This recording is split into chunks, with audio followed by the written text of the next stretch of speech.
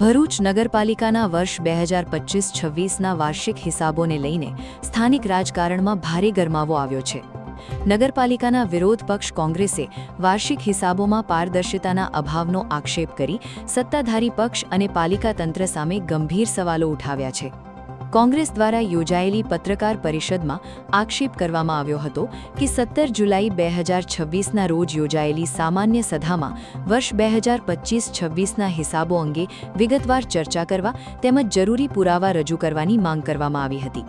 જો કે કોંગ્રેસના જણાવ્યા મુજબ સત્તાધારી પક્ષ દ્વારા હોબાળો મચાવવામાં આવ્યો અને ચર્ચા કે મતદાન વિના જ સામાન્ય સભા પૂર્ણ કરી દેવામાં આવી। કોંગ્રેસે વધુ એક ગંભીર મુદ્દો ઉઠાવતા જણાવ્યું કે હિસાબોની વિગતો મેળવવા માટે પાલિકા તંત્ર દ્વારા અંદાજે ₹70,000ની ફી માંગવામાં આવી છે। કોંગ્રેસનો દાવો છે કે ગુજરાત નગરપાલિકા અધિનિયમ 1963 મુજબ ચૂંટાયેલા સભ્યોને જરૂરી માહિતી નિઃશુલ્ક મેળવવાનો કાયદેસર અધિકાર છે।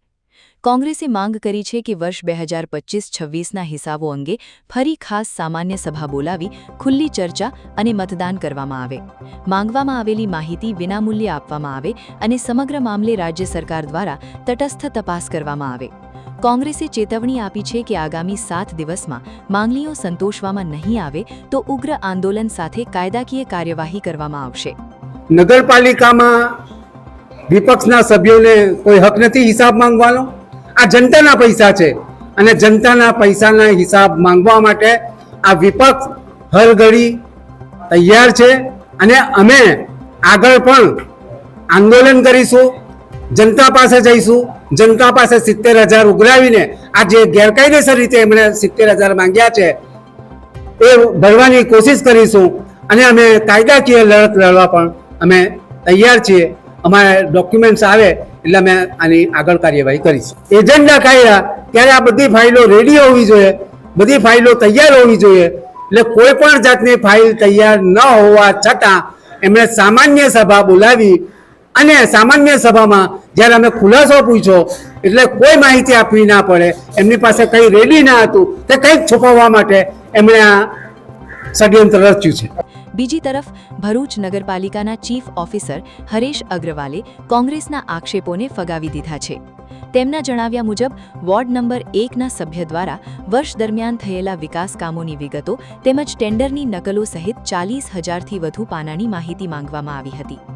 ચીફ ઓફિસરના જણાવ્યા પ્રમાણે આટલી વિશાળ માત્રામાં દસ્તાવેજોની ઝેરોક્સ કરાવવા માટે થતો ખર્ચ વસૂલવા અંગેનો પત્ર પાલિકાના પ્રવર્તમાન નિયમો અનુસાર જ આપવામાં આવ્યો છે। તેમણે વધુમાં જણાવ્યું કે જો આટલી મોટી માત્રામાં ઝેરોક્સનો ખર્ચ પાલિકા પોતે ભોગવે તો જાહેર નાણાંને આર્થિક નુકસાન થઈ શકે છે। તેથી પાલિકા તંત્ર દ્વારા નિયમો અનુસાર જ કાર્યવાહી કરવામાં આવી હોવાનું ચીફ ઓફિસરે સ્પષ્ટ કર્યું છે।